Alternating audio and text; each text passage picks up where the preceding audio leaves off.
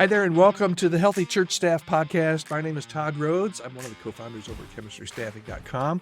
I'm so glad that you're here today. Today, we're going to continue our series that we've been calling the 10 Commandments for Church Staff, just a list of some of the things that I've learned in the past 30 or so years of ministry. Can't believe it's been 30 years. I'm getting old, my goodness.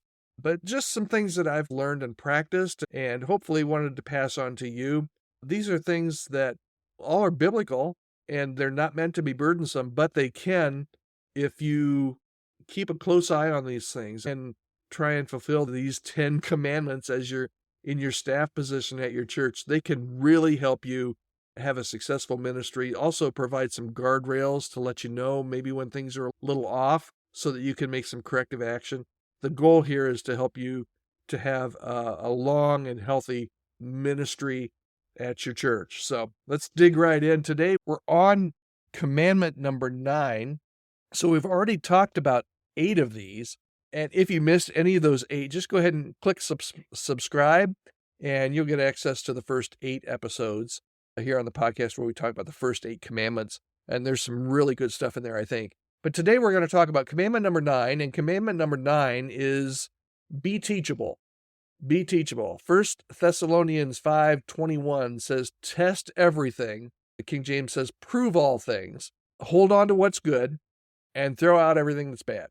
Okay? So let's talk a little bit about being teachable. And let me just share with you, as I mentioned at the top of this podcast, I'm one of the co-founders over at chemistrystaffing.com. And what I do in my main role in ministry every day is to help churches and to help candidates find what we call healthy long-term fits. And the reason I bring this up is that just about every church that we work with, just about every church, when we ask them, what are you looking for in a candidate? They say, we want somebody that's teachable. And that could be if they're looking for a senior pastor, if they're looking for a worship pastor, if they're looking for an older candidate or a younger candidate.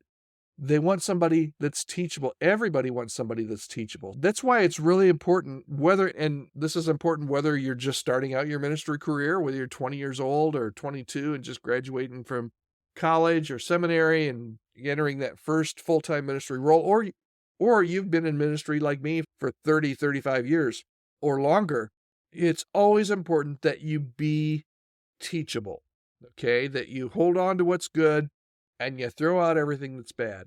The moment that you feel like everything or you don't need to learn more is the moment that you stop being teachable. Let's look at, as we have with most of these, let's look at some red flags for, as you listen here, wherever you are, in your car, in your office, on a run, whatever. Let's dive into some of the red flags. If you sense some of these in your life, it could be that you need to really step back and think, okay, how can I open this up a little bit? How can I be a little bit more teachable?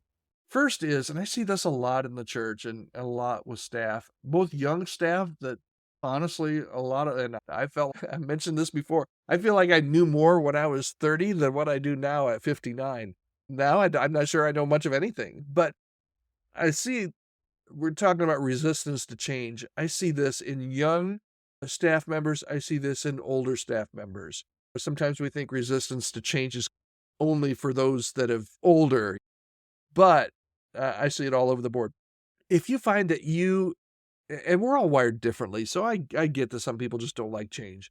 But if you find that you are someone that consistently resists change, and by resist, you loathe it, you hate it, even, here's the kicker, even you resist it, even when you know that change could be beneficial, especially if you know that the change could be a positive, it may indicate that you have a lack of teachability. So you need to work on that. And we all know what our tolerance for change is, but if you find that you're just adamant against change, even when you think, it's actually not a bad idea, but I don't want to do it, that could be a resistance to change, okay? Here's another one. If you're very dismissive of other people's ideas, okay? If you're one that maybe you've got another staff member that brings to you an idea, maybe it's somebody in the congregation, hey, I want to start this ministry. You don't have to do everything that everybody suggests. You don't have to love every idea, and you don't have to act on every idea. But if you dismiss them, without, that's Bill. He's got an idea. If you're dismissive of other people's ideas, it could be that you've closed down that teachability area of your life. Here's another one. If you find yourself ignoring constructive criticism, if somebody comes to you and gives you and somebody you love, somebody you respect, and they give you some healthy criticism, but it immediately ticks you off and you're just like, no, I'm going to change. I don't care. That could be an idea that you're not open to being teachable. And here's another one. The same thing is if you tend to repeat the same mistakes, if you have a pattern and you see a pattern or somebody shows you a pattern in your ministry of repeating the same mistakes without any evidence of learning from them, it could be, again, that you're so set in your ways and you lack teachability. And then finally, here's the last red flag. And I think it's pretty easy to know, to self-assess on this, but how are you doing? How are you doing spiritually? How are you doing with your leadership? Is there a lack of growth there? Is there a lack of personal or ministry, even professional growth over the area? What books outside the Bible are you reading? What conferences are you attending? Not as big of a conference promoter as I used to be. Who are you learning from? Who do you allow to have some input into your mind, into your heart, into your ministry? And if you're self-reliant and you're not looking to anybody else to grow, that could be a sign that there's a real problem there with a lack of teachability. Okay? Everybody is on a journey, and here's how we'll wrap it up. Everybody's on a journey, whether you're young, whether you're old, whether your church is very small or very large. But it is important that we continue to grow, that we don't let our lives, and particularly our spiritual lives and our leadership lives, grow stagnant. And if you find that you're just not open to other ideas, or you're not taking time to see what's out there and what other people are doing, and find some people that you can respect, that you can learn from, you're really hurting yourself at this point, and it's going to result in just kind of a stagnant and boring existence for you. Maybe another way to say this would be teachable, but be curious. Always be looking to grow in your leadership and in your faith and in your ministry. Okay, that's commandment number 9, be teachable. And we will be back one more day. We've got one more commandment to go. I'm not even going to tell you what commandment number 10 is. You've got to come back and listen to it.